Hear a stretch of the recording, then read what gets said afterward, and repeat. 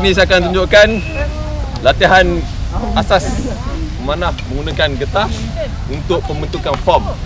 Okay, bagi peserta baru, selepas mengenali alatan manah dan memasang alatan manah, boleh rujuk pada video saya yang sebelum.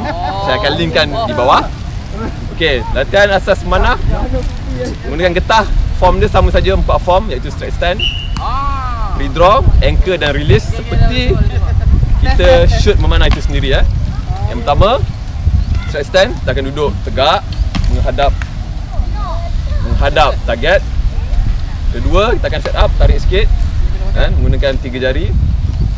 3, full draw dan anchor di bawah dagu. Dan keempat, release. Okay.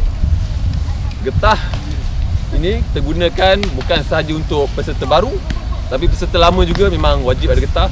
Dan selepas warm up kan, kita sebelum shoot kita akan tarik dulu untuk pastikan form untuk badan okey, baru kita tarik bow.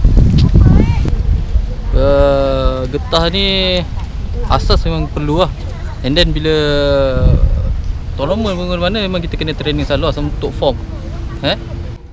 Okey. Okay, step yang pertama, straight stand. Okay, go free draw. Kepala yang gerak, bahu. Yang kedua, free draw. Siku lurus, tarik sikit 3 jari. Full draw.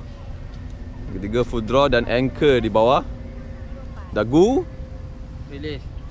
4, release.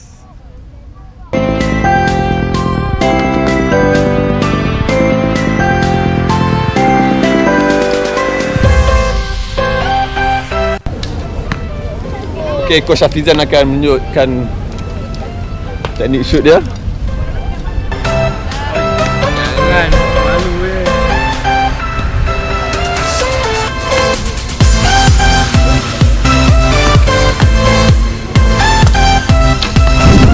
Cantik.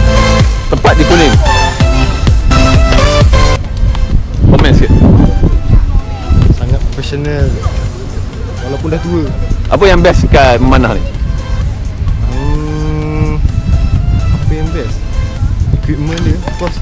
Nampak macam power lah. Nampak rare sikit lah sukan dia. Oh, okey.